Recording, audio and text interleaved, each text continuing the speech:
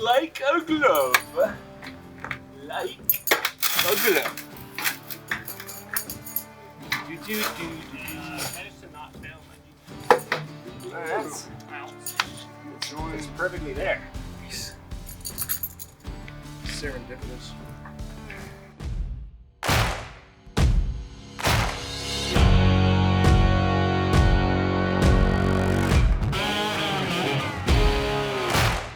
I'll show you.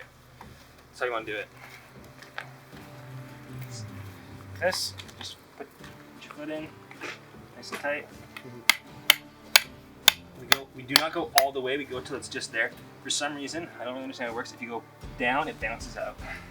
So just the rule of thumb for snap edge, place one spike every 4, but it's actually 2 spaces between the holes.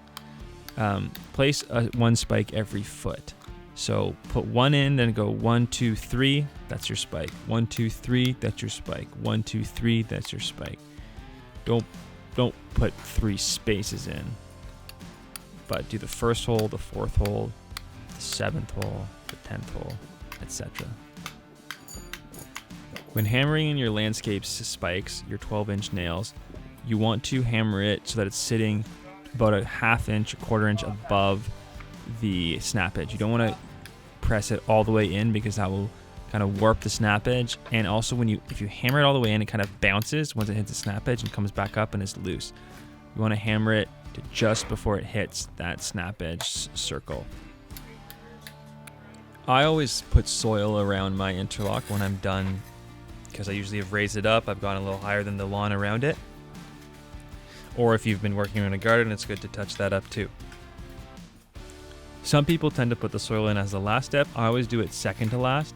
Get my soil in nicely so that when I sand, everything's been cleaned off, everything's done. I'm not going to be maybe throwing some soil on my sand.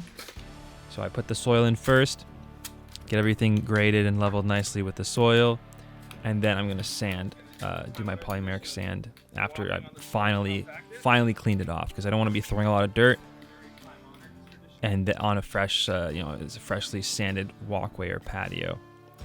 This way I can throw the dirt around, then I can clean it off, make sure everything's perfectly clean before I sand.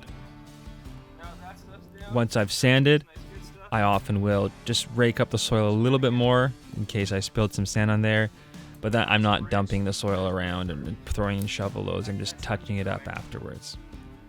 That's the way I like to do it, and that's the way I recommend doing it.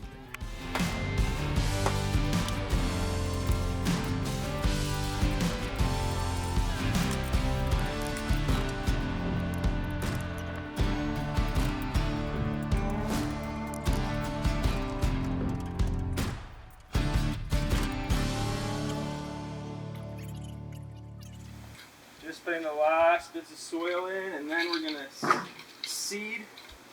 Do one last cleanup of this, make sure everything's perfect with the pavers. We're gonna sand them. And that's the last step. We're gonna dust off all the soil and such, make sure everything's nice and clean. Then probably do one last once over everything, get some seed in here, just do some last final touches. Then we're gonna sand. It is integral to make sure your interlock is perfectly clean before you put your sand in. Dirt or moisture or anything really will compromise your polymeric sand polymers, the sand itself. So I always go over it very, very carefully to ensure with the blower, with the broom, with my fingers to pick out anything that's not moving. I always make sure the sand pre-sand cleaning is done to the utmost standard. You want to make sure everything is perfectly dry and clean and ready for you.